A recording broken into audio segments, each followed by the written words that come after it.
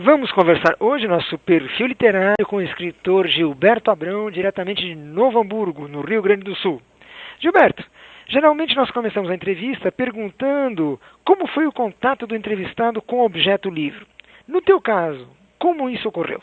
Bom, o meu contato foi, digamos assim, desde o princípio, foi na minha adolescência, vamos dizer assim, né? Quando eu morava em Curitiba, meu pai tinha um bar e um snooker, se chamava Bar e Snooker Califórnia, ali na Praça Tiradentes. Quem conhece Curitiba deve conhecer muito bem. E ali próximo fica a Biblioteca Pública do Paraná.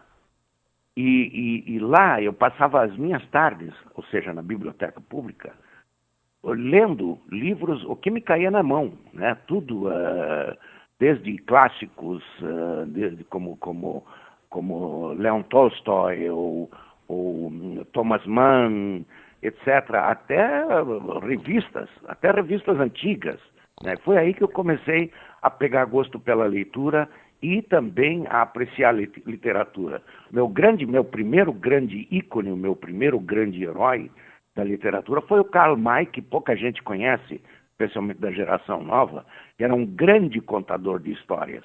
Karl May era um escritor alemão que, segundo se consta, se fala, ele jamais saiu da Alemanha. No entanto, ele narrava histórias que ele estava no deserto do árabe, lá no deserto da Arábia Saudita, hoje é a Arábia Saudita, né? Ou se não nas planícies dos Estados Unidos, combatendo os índios ou junto com os índios. Enfim, ele narrava histórias bem descritivas, descrevia os lugares, os hábitos e os costumes, até as expressões linguísticas do povo local, né? Sem nunca ter estado lá. Então esse cara foi o meu primeiro grande herói, né? O meu Superman, vamos dizer assim, da minha juventude. Nesse momento, você já imaginava ser escritor um dia? Não, eu vou te contar. Quando estive no Líbano, eu fui ao Líbano quando eu tinha 10 anos, Oscar. Meu pai me mandou, juntamente com outros 2 meninos que eram filhos de um primo dele e moravam no Rio. Isso foi na década de 50, né? Em 53 eu tinha 10 aninhos, eu fui ao Líbano para aprender o árabe. E lá eu tive um excelente professor de árabe, que eu me lembro dele até agora com imensa gratidão no meu coração, que se chamava Mustafa Dandashi. Ele era palestino, né? Mas estava radicado. Depois de 1948, ele se tornou professor lá em Trípoli, no norte do Líbano. E ele me fez gostar da língua árabe. Foi aí que eu comecei a ler poetas clássicos, pré-islâmicos e pós-islâmicos. E ele me traduzia, porque o árabe clássico é difícil de entender. Quer dizer, o cidadão comum, né, se não tem uma escolaridade ou se não tem um conhecimento muito forte, ele é difícil de ser entendido. Então esse professor me explicava com detalhes o que cada palavra significava, o que o poeta queria dizer com aquilo, a que ele estava se referindo. Enfim, eu comecei a tomar gosto pela literatura. E aí, quando eu voltei para o Brasil, já adolescente, eu continuei, né, dentro da literatura portuguesa, aliás, da língua portuguesa, ou seja, literatura brasileira. Aí li José de Alencar, Machado de Assis, cheguei até o nosso Jorge Amado, que eu adoro contador de história. Por isso, meu sonho, Oscar, foi sempre me tornar um contador de história. Não aquele escritor hermético, filosófico, entende? Mas sim um contador de histórias. Gilberto, você chegou a escrever para o jornal Zero Hora por algum tempo, não é mesmo? Sim. A Zero Hora, o jornal Zero Hora aqui do Rio Grande do Sul, eles tinham um suplemento que cobria a nossa região aqui, Oscar. Se chamava Jornal dos Sinos. E esse Jornal dos Sinos, nesse Jornal dos Sinos eu tinha uma coluna que se chamava Sol e Chuva. Então ali eu escrevia historinhas pequenas, né, pequenos contos, crônicas do dia a dia, né? E eu procurava, o meu ídolo nessa época já, nos meus 20 24, 25 anos, 26 anos, o meu ídolo era o Nelson Rodrigues, né? Então eu procurava imitar o Nelson Rodrigues, narrando histórias assim de rápidas, contos rápidos assim, de 2 laudas no máximo, entende? E nessa coluna. E foi aí que uma professora de literatura, hoje é a doutora Juraci Saraiva, lia as minhas crônicas, lia os meus contos, né? E começou a me estimular para mim escrever um livro, né? Mas daí eu parei, eu comecei a trabalhar. Tu sabes que escritor, hoje em dia, aqui no Brasil, você conta nos dedos aí aqueles que... Desculpa, eu estar misturando você com tu por causa da influência gaúcha aqui. Fica à vontade. Então, como eu era professor de inglês, continuei sendo professor de inglês. Paralelamente a isso veio uma oportunidade de eu me tornar agente de exportação, em função do inglês que eu falo, né? E comecei a trabalhar durante 20 anos. Eu fui agente de exportação, isto é, o intermediário entre o importador da Europa ou dos Estados Unidos e o produtor aqui do Rio Grande do Sul, né? Porque havia uma prioridade, né? Botar comida na mesa. Nesse ínterim, quando você começou a trabalhar de verdade no projeto Mohamed, o Latoeiro, que é seu livro mais recente? Eu comecei quando eu tive, em 2007, né? Bom, a professora Juraci Saraiva vinha insistindo comigo. Toda vez que ela se encontrava comigo, dizia: Gilberto, quando é que você vai lançar teu livro? Gilberto, teu livro. Ela passou 25, 26 anos insistindo. Bom, finalmente, né, Deus escreve certo por linhas tortas, dizem os mais velhos. Eu tive que ficar em casa por uns 40 dias, né, em função de uma cirurgia que eu fiz no joelho. Foi daí que eu comprei um laptop e comecei a escrever o Mohamed, o Latoeiro, né? E ele é baseado em muitas coisas. Aliás, todo escritor, nem tudo que ele escreve, nem todo contador de histórias, eu gosto da palavra contador de histórias, mais do que escritor. Sabe? Nem tudo que ele escreve digamos assim, 100% da imaginação dele. Tem muito da vida real que ele captou, que ele ouviu, histórias que ele ouviu na sua juventude, na sua infância, e aí ele compõe todo o esqueleto da história. Foi assim comigo, né, Oscar? Como foi a gênese dessa obra? O livro começou ele começou com a morte do herói, né? Aí eu faço um flashback, né? E vou até o nascimento dele na Síria, e vem vindo, metade do livro se passa no Oriente Médio, e a outra metade se passa aqui no Brasil, no Rio de Janeiro e Curitiba, e um pouco daqui do Rio Grande do Sul. Tem muita coisa baseada na minha vida, né? Por exemplo, o episódio de ida a Suez, né, no batalhão de Suez, quando os brasileiros faziam parte das forças da ONU lá na faixa de Gaza, né? Isso aí também tem, eu passei por isso, eu fui lá, eu fui voluntário dessa força, então aí eu captei um pouco da minha experiência também. E aí foi as histórias que eu ouvia na minha infância, na minha juventude, que começaram a aflorar, Oscar. E aí eu comecei a colocar tudo no papel, melhor dizendo, no computador, e a história veio surgindo. Eu não fiz nenhum rascunho inicial, não. Mas à medida que eu escrevia, eu achava que, por exemplo, certo parágrafo não estava correto, ou certa fala não estava boa, ou algum trecho tinha que ser mudado. Eu fazia modificações na medida que eu ia escrevendo, né? Ao ler seu livro, eu senti muito o fator da cultura árabe, que está muito presente em seu texto. Na minha visão, isso colabora bastante para o êxito do seu trabalho. Você concorda? Concordo absolutamente. Totalmente concordo. Realmente, além desses 4 anos que eu passei lá estudando no Líbano, por minha conta, eu continuei estudando árabe, estudando a religião muçulmana, as suas variantes de pensamentos. Por exemplo, eu conheço o xiismo, né? Eu conheço os alauítas, eu conheço todas as variantes do islamismo, eu conheço, eu estudei um pouco elas e sei qual é o pensamento, né? E sei quais são as divergências que elas têm entre si, né? E o que as une, né? O que as diverge e o que as une. Inclusive, o seu personagem principal, o protagonista, o Muhammad, é um homem comum como todos nós. Você tira dele essa carga toda de heroísmo.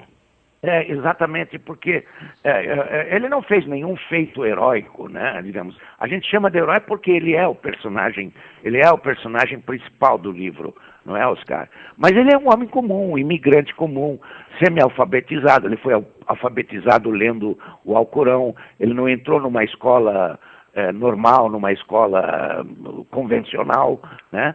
Ele foi um homem, um menino que começou a sua infância indo estudar Alcorão juntamente com um clérigo, né?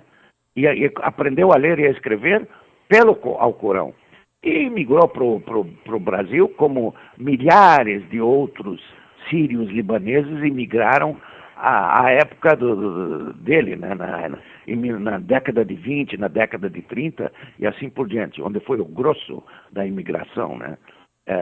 E ele veio para cá e fez a vida dele, teve seus problemas, teve seus choques culturais, né? E uma série de coisas. Cometeu erros, cometeu acertos. Um homem comum, exatamente, um homem comum. Mas a peculiaridade da história é que é a coisa vista pelo olhar do cidadão, do homem do Oriente Médio, do muçulmano. Por exemplo, não sei se você percebeu, Oscar, eu escrevi a história, ela é escrita em língua portuguesa, naturalmente, claro, né? Mas a visão da coisa, o linguajar, é como se um árabe estivesse narrando a história. Tem também no seu livro a questão do contador de histórias. Isso é muito forte na cultura árabe, não é mesmo? Exatamente. E a gente absorveu isso. Eu absorvi isso, Oscar, na minha infância muito. Quando eu estive lá dos 10 aos 14 anos, tinha o meu tio, né? E ele nos reunia ao redor de uma espécie de fogueira ali, né? E ficava de um aquecedor a carvão, ficava contando histórias, né, para nós. E a gente se deleitava, ia dormir tarde no inverno para ouvir as histórias que o tio tinha para contar, né? Então, realmente, a tradição de contar histórias oralmente é muito difundida, muito forte no meio árabe, na sociedade árabe. Por essa experiência que você está contando para nós, qual é a maior dificuldade do árabe imigrante que chega ao Brasil? O imigrante, a primeira barreira que ele encontra é a barreira linguística, né?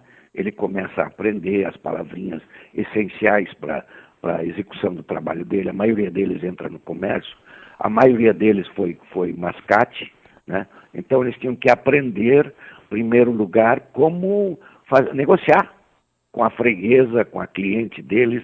Eles batiam de casa em casa, né? Saía a cliente, hoje não. E aí ele ia lá e oferecia, olha, tenho sutiãs, tenho calcinha, tenho calças, tenho isso, vestidos, saias. Ele oferecia a mercadoria dele e ele tinha que saber o que ele estava dizendo. Mas a questão principal, a questão cultural, foi a mais importante. O árabe, especialmente o muçulmano, quando imigrava, ele tinha o problema do que comer, né? O que comer e onde dormir e onde, né, com quem falar. Tinha todo esse problema, porque se ele toca numa mulher, ele se torna impuro, ele vai ter que fazer ablução, né? Isso no início. Mas depois eles vão largando tudo e entram e são absorvidos pela cultura brasileira, ou são, digamos assim, aculturados, né? Pelo brasileirismo, pelo fato de a gente ser brasileiro. Eles entram na nossa, né?